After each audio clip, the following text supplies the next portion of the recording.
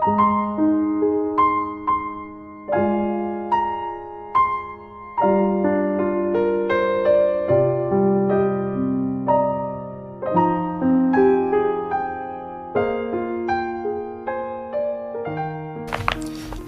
7일) 수요일 새벽기도 시작하겠습니다. 복음성가 하나님 한 번도 나를 실망시킨 적 없으시고 언제나 공평과 은혜로 나를 지키셨네. 하나님 한 번도 나를 실망시킨 적 없으시고 언제나 공평과 은혜로 나를 지키셨네. 오 신실하신 주, 오 신실하신 주, 내 너를 떠나지도 않으리라, 내 너를 버리지도 않으리라. 약속하셨던 주님, 그 약속을 지키사 이후로도 영원토록 나를 지키시리라 확신하네. 아멘. 룻기서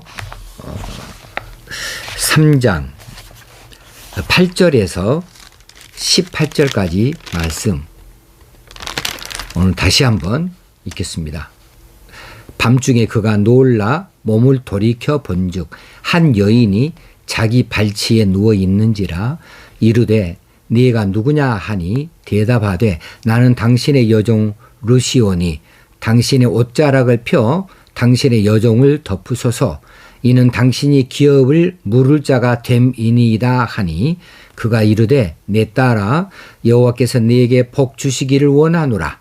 네가 가난하건 부하건 젊은 자를 따르지 아니하였으니 네가 베푼 인애가 처음보다 나중에 더하도다. 그리고 이제 내 딸아 두려워하지 말라. 내가 네 말대로 네게 다 행하리라. 네가 현숙한 여자인 줄을 나의 성읍 백성이 다 아느니라. 참으로 나는 기업 물을 자이나 기업 물을 자로서 나보다 더 가까운 사람이 있으니 이 밤에 여기서 머무르라. 아침에 그가 기업 물을 자의 책임을 네게 이행하려 하면 좋으니 그가 그 기업 물을 자의 책임을 행할 것이니라. 만일 그가 기업 물을 자의 책임을 네게 이행하기를 기뻐하지 아니하면 여호와께서 살아계심을 두고 맹세하노니 내가 기업 물을 자의 책임을 네가 이행하리라. 아침까지 누워 있을지니라 하는지라. 룻이 새벽까지 그의 발치에 누웠다가 사람이 서로 알아보기 어려울 때에 일어났으니 보아스가 말하기를 여인이 타작마당에 들어온 것을 사람이 알지 못하여야 할 것이라 하였음이라. 보아스가 이르되 네 겉옷을 가져다가 그것을 펴서 잡으라 하매 그것을 펴서 잡으니 보리를 6번 되어 룻에게 지워주고 성읍으로 들어가니라.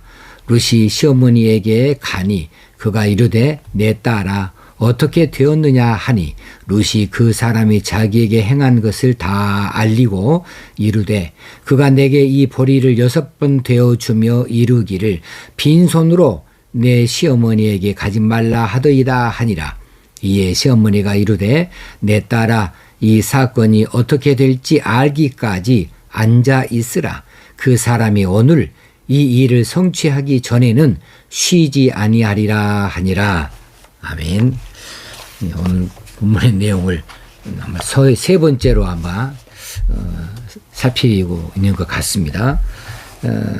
오늘 3장을 마지막으로 한번 전체적으로 한번 정리를 해보고 묵상을 해보려고 그렇게 마음을 먹습니다.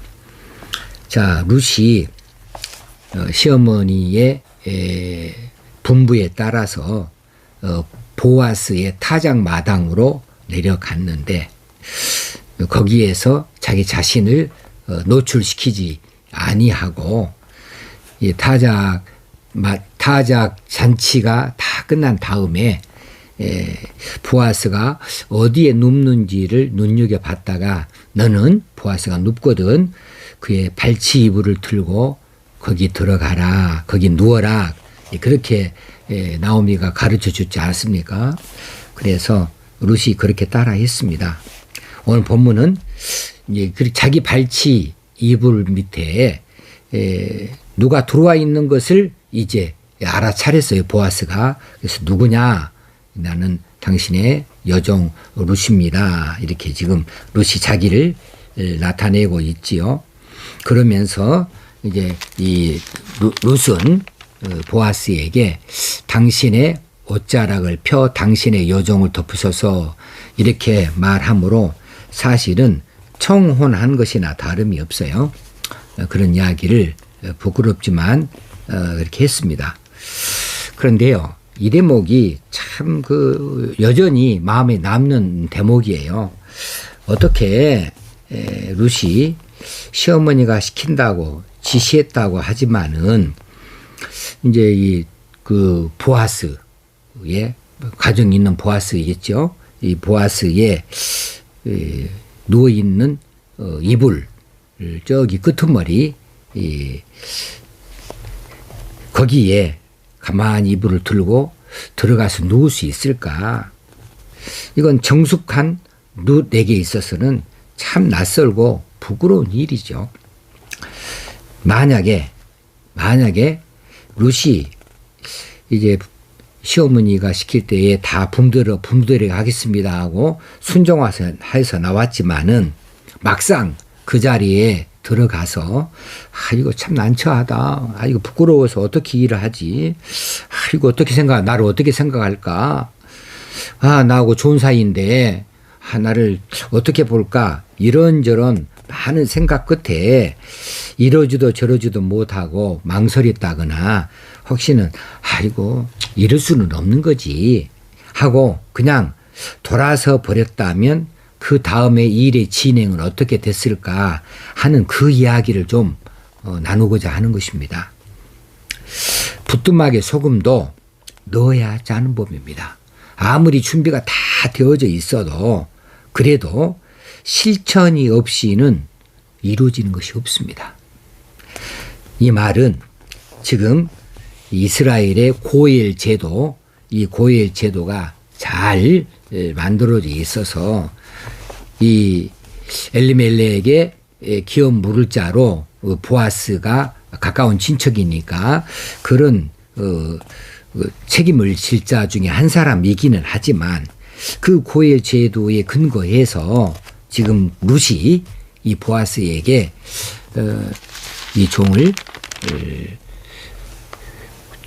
종에게 당신의 이불을 덮어주세요. 당신의 그 옷자락을 펴서 덮어주세요. 라고 이 말하는 이 일은 참 하기 어려운 일 맞아요. 맞습니다. 하기 어렵습니다.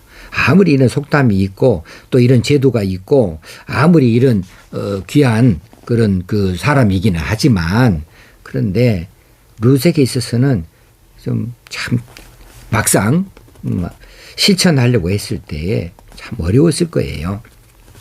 그런데 룻이 했다는 말입니다. 이 하기 어려운 일을 해냈어요. 자, 해내게 된 배경은 무엇이었을까? 우리는 한 것을 알고 있잖아요. 본문을 통해서 분명히 그렇게 정상적으로 제대로 했어요. 그러면 그 담대하게 룻이 이렇게 실천할 수 있었던 그 배경은 무엇일까? 룻이 이방 사람이잖아요. 그런데 유대의 고엘 제도를 알고 있어요. 시어머니가 가르쳐 줬겠죠. 고엘 제도를 알고 있는데 알기만 하면 뭐예요? 거기에 대한 확신이 있었다는 겁니다. 확신. 이것은 여호와께서 역사하시는 이런 제도이다. 역사하시는 그런 방식이다. 라고 하는 데에 대한 확신이 있었기 때문에 지금 참 부끄럽고 또 사실 난처하고 낯선 이 일이지만 실천할 수 있었다는 것이죠. 저는 그렇게 보여져요. 우리가 그렇습니다. 아무리 성경에서 우리에게 약속으로 귀한 것들을 많이 보장을 한다 해도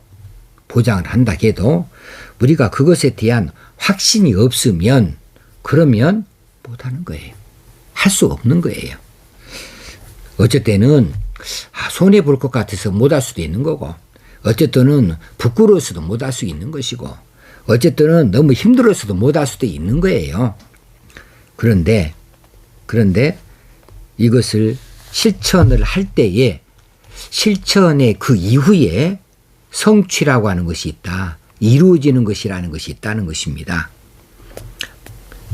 룻이 그렇게 안 했다면 룻은 여전히 미망인 과부로 남아요. 나오미는 여전히 또 그렇게 힘들고 어려운 남은 삶을 그렇게 살 수밖에 없어요. 아무리 고의 제도가 있어도 이것을 들어 사용하고자 나서야 돼요. 실제로 도전을 해야 돼요. 그런데 나오미는 이거 도전하기를 원했고 그 대상을 보아스로 찾았고, 그리고 룻에게 이렇게 신신당부를 했고, 룻은 그것을 몸을 파는 것이랄지 아니면 일시적인 어떤 감정으로 이렇게 표현하는 것이 결코 아니고, 부끄럽다 뭐다 이게 아니고 순수하게 유대의 고엘 제도에 따라서 지금 당신의 옷자락을 펴서 당신의 여종을 덮으소서, 이 말은 나를 보호해 주세요. 나를 다스려 주세요. 그런 이야기이죠. 이건 지금 고엘 제도 가운데에 들어있는 그 내용입니다. 고엘 제도는 뭐 이 과부에게 장가가 주는 것만이 고엘 제도가 아니에요. 재산상의 손해가 있으면 재산을 대신해서 물어줍니다. 또 그 사람이 재산을 팔기로 하면 그 재산을 사줄 수 있어야 돼요. 돈을 주고. 또 심지어는 그 사람이 지은 죄가 있으면 그 사람을 대신해서 그 죄의 대가를 치러주는 것, 이것이 고엘 제도입니다. 우리 주님이 우리의 죄를 대신에 치루어 주셨다라고 하는 측면에서 본다면 이것도 고엘 제도에 해당하는 내용입니다. 자, 오늘 룻은 힘들고 어렵고 부끄럽고 낯선 일이지만 그 일을 실행을 했습니다. 발치 이불을 떠들고 뛰는 가슴, 두근거리는 가슴, 빨개진 얼굴이지만 슬며시 들고 발을 쓱 집어넣고 그 자리에 들어가 누웠습니다. 정말 부끄러운 일입니다. 그런데 했습니다. 그것은 사실 부끄러운 일이 아니었어요. 왜? 몸을 파는 일이다 부끄러운 일이지만은 몸을 팔자는 이야기가 아니었어요.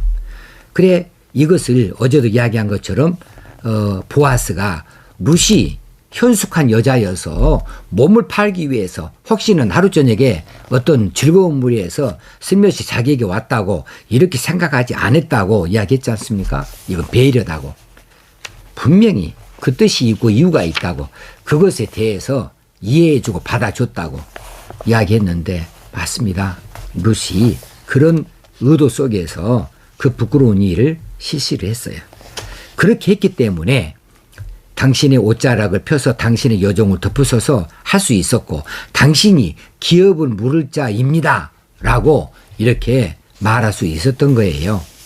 그랬을 때에 어떤 답이 돌아옵니까?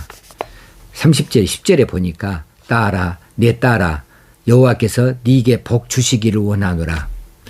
그렇게 하면서 네가 베푼 인애가 처음보다 나중에 더하도다. 야, 너 갈수록 진국이구나. 너 알수록 참 대단한 아이구나. 이렇게 감탄하는 거예요. 네가 가난하건 부하건 젊은 자를 따르지 아니하였다. 정욕에 휩쓸려서 그렇게 세상을 살지 아니하고 그런 데에 쫓아가지 아니하고 정말 하나님 의지하는구나 라고 하는 것을 인정해 준 이런 답을 들을 수 있었던 것이지요. 자, 지금 룻이 보아스에게 나를 맡아주세요 라는 이야기를 했습니다. 자신을 맡기는 삶에 다스림이 있습니다. 맡겨야 내가 다스릴 수 있는 거예요. 우리가 아이들을 학교에다가 맡겨야 학교에서 그 아이를 책임지고 가르칠 수 있는 겁니다. 맡기지 아니하면은 학교에서는 가르칠 책임도 없고 의무도 없습니다. 우리가 아들을 군대에 맡긴다. 맡겨야 내 아이가 발전이 있고 내 아이가 뭔가 성취를 얻을 수 있어요. 우리 인생을 맡길 때에 그때에 뭔가 얻는 것이 있습니다. 성취되어지는 것이 있습니다. 그런데 누구에 맡기냐가 문제이죠. 나를 책임질 분에게 맡기는 겁니다. 나를 책임져 줄 분이 누구실까? 우리는 잘 알고 있습니다.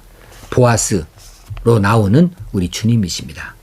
우리의 고엘, 우리를 맡아주실, 우리 기업은 물을 자 대신 주님께 나를 맡기는 겁니다. 나를 통치해 주세요. 나를 보호해 주세요. 나를 다스려 주세요. 나를 책임져 줄 그분 바로 주님이십니다. 주님에게 맡기기는 맡기도 어떻게 하냐면 온전히 맡기는 거예요. 다 맡기는 거예요. 온전히 맡기는 겁니다. 그때에는 내 겉옷을 벗어야 됩니다. 내 겉옷이 나를 위장하고 있으면 안 돼요. 성경에서 겉옷은 신분을 말합니다. 신분. 그래 그 뒤에 나오는 이제 보아스가 룻에게 이제 곡식을 주기 위해서 네 겉옷을 벗어라 그렇게 이야기를 합니다. 15절에 보아스가 이르되 네 겉옷을 가져다가 그것을 펴서 잡으라 이렇게 말하고 있어서 이제 그냥 쉽게 지나간다면 그냥 곡식 담기 위해서 이 겉옷에다가 곡식을 싸주려고 그렇게 했겠구나 할 수도 있어요. 그건 맞습니다. 그런데 조금 더 깊이 있게 한번 더 생각해 본다면 네 겉옷을 벗어라예요. 나한테 맡긴다고? 그러면 네 겉옷을 벗어라. 우리는 이 겉옷이 우리의 모든 것을 다 가립니다. 또 내 신분 이것들이 내 자존심을 주장합니다. 내 권위를 스스로 자꾸 나타내려고 합니다.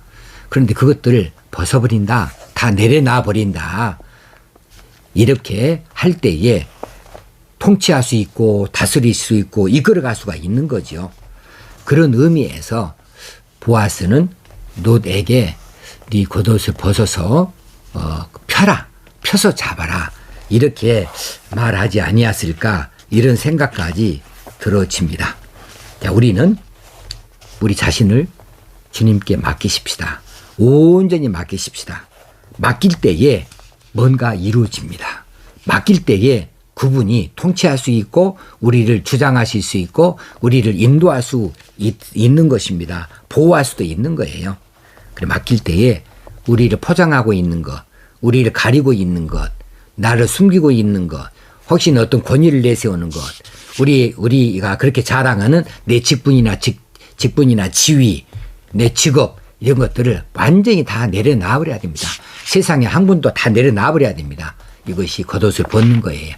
그렇게 하면 그분의 의도대로 내가 순종하겠습니다. 이거죠. 자, 마지막에 10절에 네 이내가 전보다 나중에 더 크도다 그렇게 이야기하면서 이제 이 보아스가 룻에 대하여서 좋게 이야기하죠. 네가 정숙한 여인인 것을 나의 성읍 백성이 다 안다. 그런데 네가 지금 오늘 이 밤에 나한테 와서 발치 이불을 들고 들어와 있어. 네가 그렇게 행한 것은 하나님의 뜻을 쫓는 것인 줄 내가 안다. 네가 정숙한 여인이 하루 저녁에 정욕 때문에 찾아온 것이 아닌 줄 알고 네 마음속에 있는 여러 가지 부끄러운 것들이 있지만 이 모든 것들을 하나님의 뜻 안에서 다 내려놓고 네가 이렇게 나에게 찾아온 줄 알고 발치 이불을 들고 들어온 줄 안다라고 하는 그런 답을 보아스가 해주고 있지 않습니까? 그러면서 가난하건 부하건 젊은 자를 따르지 아니하였으니 하고 이 룻에 대하여서 칭찬을 해주고 있습니다. 룻이 젊어요. 젊은데 육체의 정욕을 쫓아가지 않습니다. 아직도 시어머니를 모시는 효에 대해서 책임을 지려고 하고 있고 또 하나님의 뜻에 따라서 하나님께서 이 고엘 제도를 통하여서 또 그 가정을 이렇게 세워주신다 한다면 그 가정이 이루어질 수 있도록 자신이 최선을 다해서 겸손히 내려놓고 있다고 하는 사실입니다.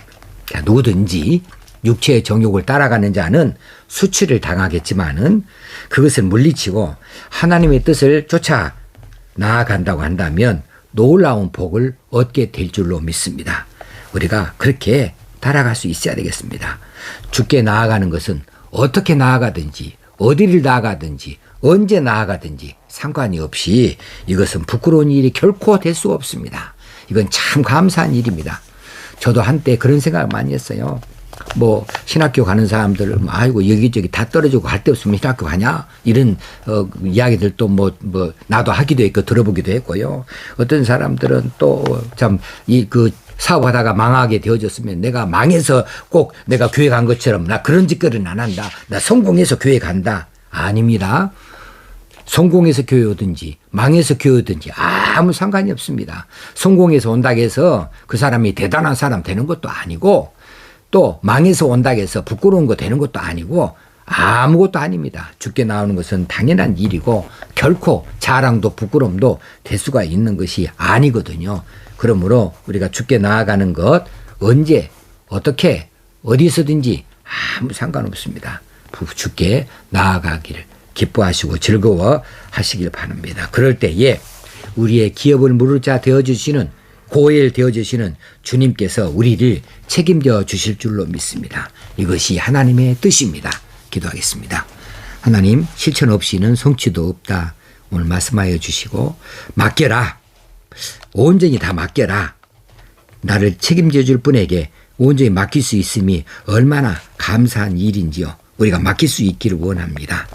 그리고 이제 하나님의 뜻을 쫓아 나아가고 육체의 정욕을 쫓아 나아가지 아니하는 저희들의 삶이 되어지기를 원합니다. 언제든지 주를 쫓아 나아가는 것은 부끄러운 일이 아닌 것을 알아서 감사로 기쁨으로 나아갈 수 있는 저희들 되어지고 그럴 때 우리의 고일 되어주시는 주님께서 우리를 책임져 주시고 통치하시고 인도하여 주실 줄로 믿습니다. 우리 주님 예수님의 이름으로 감사하며 기도드리옵나이다. 아멘. 오늘 하루도 승리하는 날 되어지기를 주의 이름으로 축원합니다.